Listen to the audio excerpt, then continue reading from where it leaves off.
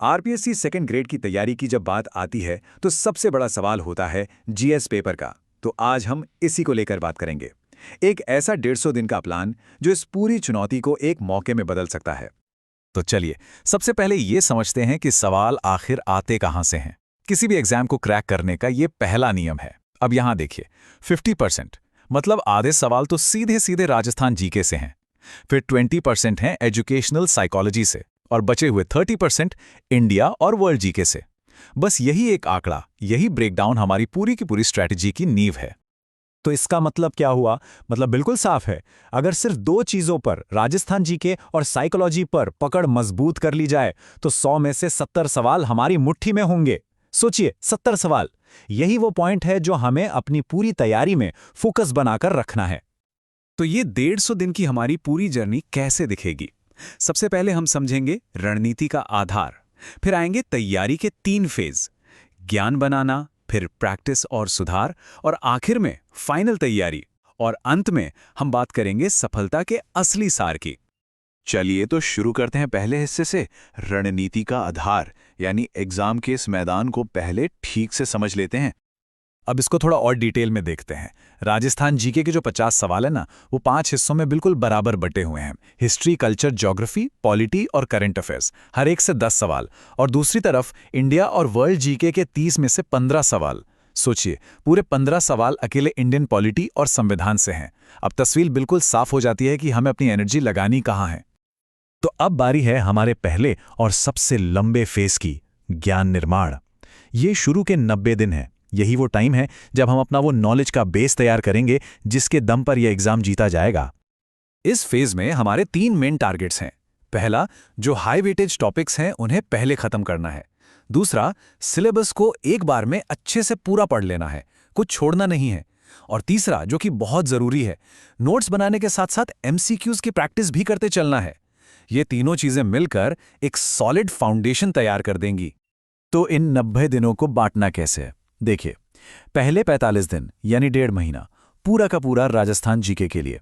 उसके बाद अगले 20 दिन सिर्फ एजुकेशनल साइकोलॉजी पर फोकस, और आखिरी के 25 दिन हम देंगे इंडिया और वर्ल्ड जीके को।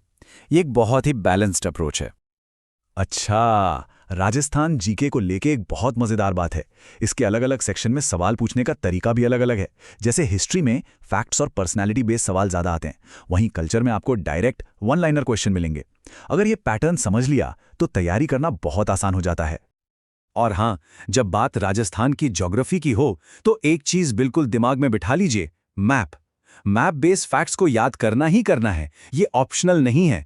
इससे सवाल बहुत जल्दी सॉल्व होते हैं और नंबर पक्के हो जाते हैं। अब आते हैं एजुकेशनल साइकोलॉजी पर। इसमें जो फोकस रखना है वो है स्टेटमेंट और कॉन्सेप्ट बेस्ड सवालों पर। यहां रटने से काम नहीं चलेगा, क्योंकि सवाल सीधे नहीं आते, कॉन्सेप्ट की समझ को टेस्ट करते हैं। इंडिया और वर्ल्ड जीके वाले सेक्शन में स्कोरिंग जोन कौन सा है?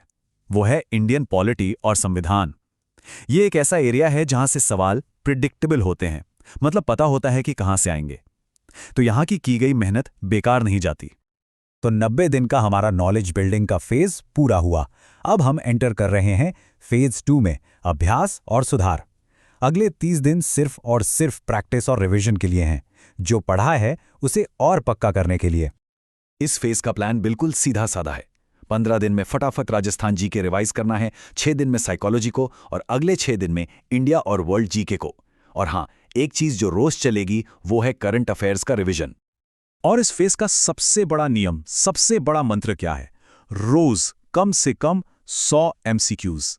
जी हां, 100 सवाल रोज। ये प्रैक्टिस ही है जो एक्यूरेसी और स्पीड दोनों को नेक्स्ट लेवल पर ले जाएगी। और अब हम पहुंच चुके हैं अपनी जर्नी के बिल्कुल आखिरी पड़ाव पर, फेज 3, अंतिम तैयारी। ये आखिरी 30 दिन फाइनल बैटल की तरह हैं, जहां खुद को एग्जाम वाले माहौल के लिए तैयार करना है। इस आखिरी महीने का बस एक ही मेन टारगेट है, कम से कम 10 से 12 फुल लेंथ टेस्ट देना। सिर्फ टेस्ट देना नहीं, हर टेस्ट के बाद अपनी गलतियों को ढूंढना, उन्हें समझना और सुधारना। यही सबसे जरूरी काम है। और इस आखिरी फेज का एक गोल्डन रूल है, जिसे तोड़ना नहीं है। वो ये है, कोई भी नया टॉपिक अब नहीं छूना है, बिल्कुल भी नहीं। अब तक जो पढ़ लिया बस उसे ही बार बार रिवाइज करके मजबूत करना है। कुछ भी नया पढ़ना इस स्टेज पर नुकसान ही करेगा। तो चलिए अब इस पूरी 150 दिन की मेहनत का सार क्या है उसे समझते हैं। ये एक तरह से हमारे मिशन का ब्लूप्रिंट है। इस पूरे प्लान की फिलॉसफी बस इन 3 फेज में है। पहला फेज यानी 1 से 90 दिन, नॉलेज का एक मजबूत बेस बनाना। दूसरा फेज 91 से 120 दिन, रिवाइज करना और रोज एमसीक्यूज लगाकर एक्यूरेसी को बूस्ट करना। और तीसरा और आखिरी फेज 121 से 150 दिन, फुल लेंथ टेस्ट देना, अपनी कमजोरियों को पहचानना और तैयारी को फाइनल टच देना। तो ये है पूरा 150 दिन का एक फोकस्ड और डिसिप्लिन्ड प्लान। अब सवाल बस एक ही बचता है, क्या इस 150 दिन की चुनौती को अपनाने और अपनी सफलता की कहानी लिखने के लिए हम सब तैयार हैं?